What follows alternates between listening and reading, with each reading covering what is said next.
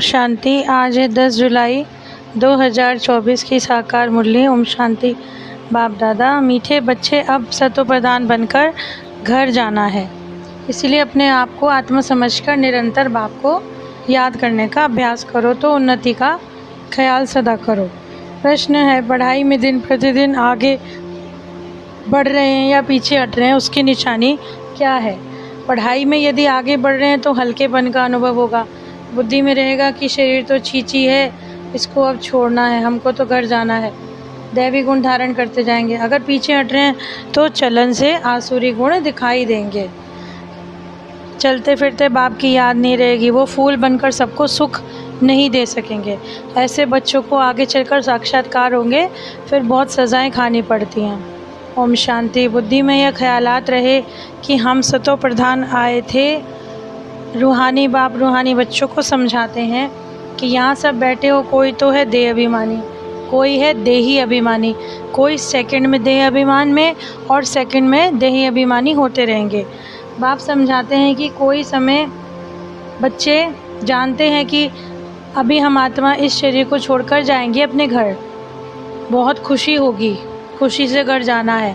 सारा दिन चिंतन यही रहे कि हम शांति धाम में जाएं, क्योंकि बाप ने जो रास्ता बतलाया है और लोग इस विचार से कभी नहीं बैठते होंगे। ये शिक्षा किसी को भी नहीं मिलती है, ख्याल भी नहीं आता है। तुम समझते हो कि ये दुखधाम है। अब बाप ने जो सुखधाम का रास्ता बतलाया है, जितना बाप को याद करेंगे उतना संपूर्ण बनकर योग्य शांति धाम में चले जाएंगे। उसको ही मुक्ति कहा जाता है, जिसके लिए ही मनुष्य गुरु करते हैं। बाप कहते हैं, याद की यात्रा से पहले पवित्र बनो। तुम पहले जब आए थे श्रेष्ठाचारी दुनिया में तो सतो प्रधान थे, आत्मा भी सतो प्रधान थी। अब तुम जानते हो कि हमारा अंतिम जन्म है, हमको वापस घर जाना है। हमको पवित्र बने बगैर हम जा नहीं सकते। ऐसे अंदर में बातें करते रहने चाहिए, क्योंकि बाप का फरमान है कि उठते बैठते चलते फिरते बुद्धि में ये ख्यालात रहे कि सतो प्रधान आए थे और अब सतो प्रधान बनकर घर जाना है। सतो प्रधान बनना है बाप की याद से, क्योंकि बाप ही पतित पावन है। हम बच्चों को युक्ति बतलाते हैं कि तुम ऐसे पावन हो सकोगे। सारे सृष्टि के आदि मध्य अंत को बाप ही जानते हैं, और कोई अथॉरिटी है ही नहीं। बाप ही मनुष्य सृष्टि का बीज रूप है। भक्ति कहाँ तक चलती है ये भी बाप ने समझाया है। इतना समय ज्ञान मार्ग, इतना समय भक्ति। हमारा ज्ञान अंदर में टपकना चाहिए। जैसे बाप की आत्मा में ज्ञान है, तुम्हारी आत्मा में भी ज्ञान है। शरीर द्वारा सुनते और सुनाते हैं, शरीर बगैर तो आत्मा बोल ना सके। इसमें प्रेरणा या आकाशवाणी की बात होती नहीं।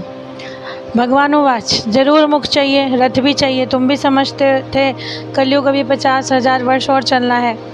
अज्ञान नींद में सोए पड़े थे कि बाबा ने जगाया कि 40,000 वर्ष नहीं, अब ज्ञान मिला है, तो उस अज्ञान को भक्ति कहा जाता है। अब तुम बच्चों को ख्याल करना है कि उन्नति कैसे पाएँ, ऊंच पद कैसे प्राप्त हो, अपने घर जाकर फिर नई राजधानी में ऊंचा पर्दबा कैसे मिले। उसके लिए है याद की यात्रा। अपने को आत्मा समझकर ज़रूर समझना है कि हम सब आत्माओं का बाप परमात्मा है। ये तो बहुत सिंपल है, तुम समझा सकते हो कि ये है रावण राज्य, इसीलिए तुम्हारी बुद्धि भ्रष्टाचारी बन गई है। मनुष्य समझते हैं जो विकार में नहीं जाते वो पावन है, जैसे सन्यासी।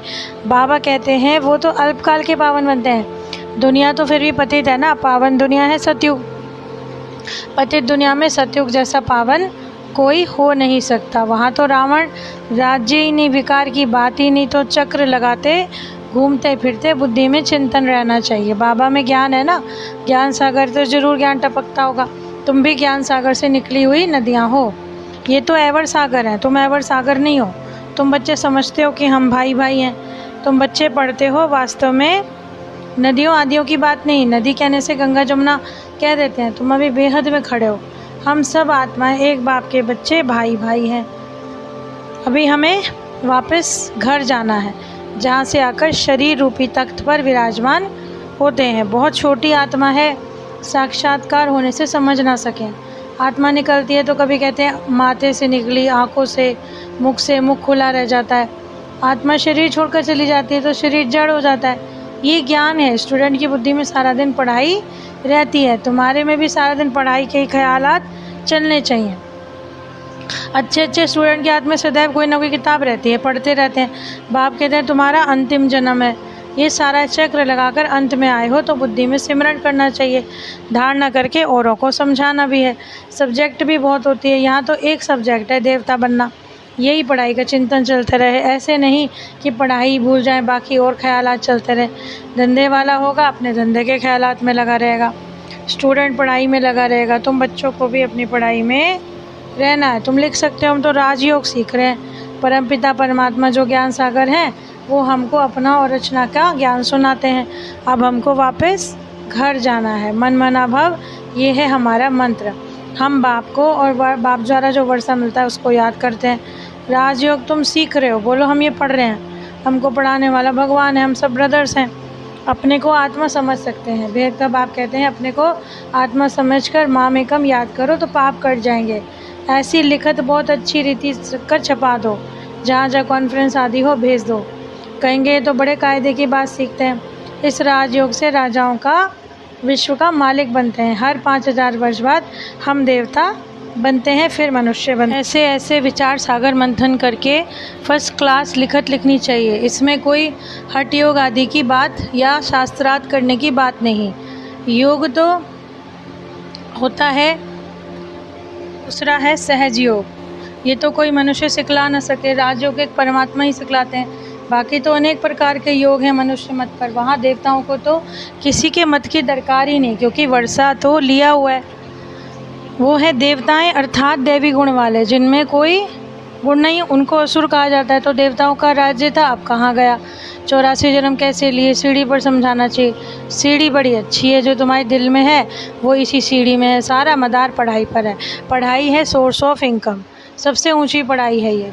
दी बेस्ट, दुनिया में नहीं जानते कि दी बेस्ट कौन सी पढ़ाई है। इस मनुष्य से देवता बनते हैं, डबल क्राउन बन जाते हैं। अभी तुम डबल से ताज बनने का पुरुषार्थ कर रहे हो। पढ़ाई एक ही है, फिर कोई क्या बनते कोई क्या, वंडर है ना। एक ही पढ़ाई से राजधानी स्थापन होती है, राजा भी बनते हो तो रंक भी। वहाँ कोई दुख आदि की बात ही नहीं है। मर्तबे तो होते हैं, अनेक प्रकार के दुख हैं, फैमन, बीमारियाँ, अनाज नहीं मिलना, फ्लड्स आती रहती हैं। भले लखपति करोड़पति हैं, परंतु जन्म तो विकारों से हुआ। धक्का खाया, मच्छरों ने काटा, ये सब दुख है ना। नाम ही है रौनव नर, कहते भी तो हैं फलाना स्वर्ग पधारा। स्वर्ग तो आने वाला है, फिर कोई स्वर्ग गया कैसे? किसी को भी समझाना बड़ा सहज है। बाबा ने ऐसे निबंध दिया है कि लिखना बच्चों का काम है, धारणा होगी तो लिखेंगे भी। मुख्य बात है बच्चों को समझाते हैं कि अपने को आत्मा समझो। जब सतो प्रधान थे तो खुशी का पारावार नहीं था, अब तमो प्रधान बन गए। कितना सहज है। पॉइंट्स तो बाबा बहुत सुनाते हैं, बहुत अच्छी रीति बैठ समझाना है। पढ़ाई में दिन प्रतिदिन आगे बढ़ना है, पीछे थोड़ी हटना है। देवी गुण के बदले आसुरी गुण धारण करना, ये पीछे हटना हुआ ना। बाप कहते हैं विकारों को छोड़ते रहो, दैवी गुणों को धारण करते रहो। बहुत हल्का रहना है, शरीर छींचिए, इसको छोड़ना है। अब हमको जाना है घर। बाप को यदि याद नहीं किया तो गुलगुल नहीं बन सकते, फिर सजाएं भी खानी पड़ती हैं। तो आगे चलकर तुमको साक्षात्कार होंगे, पूछेंगे क्या सर्विस करी। तुम कभी कोर्ट में नहीं गए हो, बाबा ने सब कुछ देखा है कि कैसे लोग चोरों को पकड़ते हैं, फिर केस चलते हैं। वहाँ तुमको भी साक्षात्कार कराते रहेंगे, सजाएं खाकर फिर पैसे का पद पालेंगे। टीचर को तो रहम आता है ना, ये नापास हो जाएंगे। तो बाप को याद करने की सब्जेक्ट सबसे अच्छी है, जिससे पाप कटते जाएंगे। बाबा हमको पढ़ाते हैं, यही सिमरन करते चक्र चलाते रहना चाहिए। स्टूडेंट टीचर को भी याद करते हैं, बुद्धि में भी पढ़ाई रहती है। टीचर से योग तो ज़रूर चाहिए ना, बुद्धि में होगा कि हम सब भाइयों का एक ही टीचर है, वो सुप्रीम टीचर है। आगे चल के बहुतों को मालूम पड़ेगा, अरे बहू प्रभु तेरी लीमा महिमा करेंगे। देह अभिमान में आने से उल्टा काम करते हैं, और देही अभिमानी होने से अच्छा काम करेंगे। बाप कहते हैं अब तुम्हारी वानप्रस्थ अवस्था है, वापस तो जाना ही पड़ेगा। हिसाब किताब चुकतू करके सबको जाना है, चाहो ना चाहो जाना ज़रूर है। एक दिन ऐसा भी आएगा कि दुनिया बहुत खाली हो जाएगी, सिर्फ भारत रहेगा। आधा कल्प सिर्फ भारत का होगा, कितनी दुनिया खाली होगी ऐसा ख्याल किसी की बुद्धि में नहीं होगा सिवाय तुम्हारे। फिर तो तुम्हारा कोई दुश्मन भी नहीं होगा। दुश्मन आते क्यों हैं? धन के पिछाड़ी। पैसे तो बहुत थे, अब नहीं है, अब कोई और भी नहीं। बाबा कहते हैं पैसा तो तुमने आप ही ख़त्म कर दिया, ड्रामा प्लान अनुसार। तुम्हें निश्चय कि हम वेद के बाप के पास आए हैं, कभी किसी के ख्याल में भी नहीं होगा कि ये ईश्वरीय परिवार है। अच्छा प्राण प्यारे बाप दादा प्रति याद प्यार। हम मीठे मीठे सिखले दे बच्चों का मीठे मीठे बाप दादा प्रति याद प्यार और गुड मॉर्निंग। रूहानी बच्चों की रूहानी बाप को नमस्ते।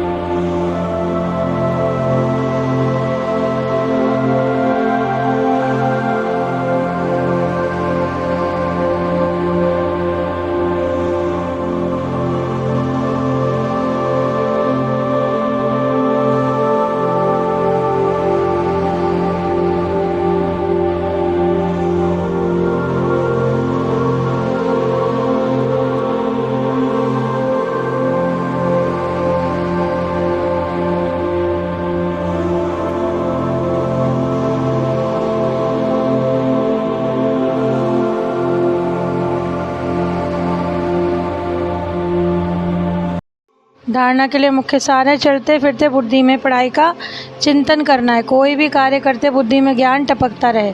ये दी बेस्ट पढ़ाई है जिसे पढ़कर डबल क्राउन बनना है। अभ्यास करना है कि हम आत्मा भाई भाई हैं। देह अभिमान में आने से उल्टे काम होते हैं, इसलिए जितना हो सके देही अभिमानी रहना है। वरदान है, सत्यता की शक्ति द्वारा सदा खुशी में नाचने वाले शक्तिशाली महान आत्मा भव। कहा जाता है, सच तो बिठो नच। सच्चा अर्थात सत्यता की शक्ति वाला सदा नाचता रहेगा, कभी नहीं मुरझाएगा, उलझेगा नहीं, घबराएगा नहीं, कमज़ोर नहीं होगा। वो खुशी में सदा नाचता रहेगा, शक्तिशाली होगा, उसमें सामना करने की शक्ति होगी। सत्यता कभी हिलती नहीं है, अचल होती है। सत्य की नाव डोलती है लेकिन डूबती नहीं है। तो सत्यता की शक्ति को धारण करने वाली आत्मा ही महान आत्मा है। स्लोगन है, व्यस्त मन बुद्धि को सेकंड में स्टॉप कर लेना ही सर्वश्रेष्ठ अभ्यास है। बाबा ने कहा, अपनी व्यस्त बुद्धि को 1 सेकंड में स्टॉप करना है और यही सबसे सर्वश्रेष्ठ अभ्यास है। तो आज की जीवन जीने की कला में जो परमपिता परमात्मा ने हमें बतलाया मुरली अनुसार, कि हमें अपने बाबा की श्रीमत पर रोज़ अपने को चेक करना है कि हम कहाँ तक पावन बने हैं और हमने कहाँ तक दैवी गुण धारण किए हैं। क्योंकि बाबा ने कहा है कि हमें अपने परमपिता की याद में अपने पापों को विनाश करके दैवी गुण धारण करने हैं, अशरीरी बनने का अभ्यास करना है। तो बाबा ने वरदान में भी समझाया, यदि हम सच्चे हैं तो हम कभी नहीं घबराएंगे, सदा हर्षित होकर नाचते रहेंगे। लास्ट में तो बाबा ने ये स्लोगन भी दिया कि यदि हम अपने व्यस्त और बिज़ी मन को 1 सेकंड में रोक सकते हैं तो ये सबसे बड़ी प्रैक्टिस है। तो आज की इतनी सुंदर और ज्ञान से परिपूर्ण जीवन को संतुष्ट करने वाली इस सुंदर सी मुरली के लिए बाबा का पद्मापदम शुक्रिया। ओम शांति।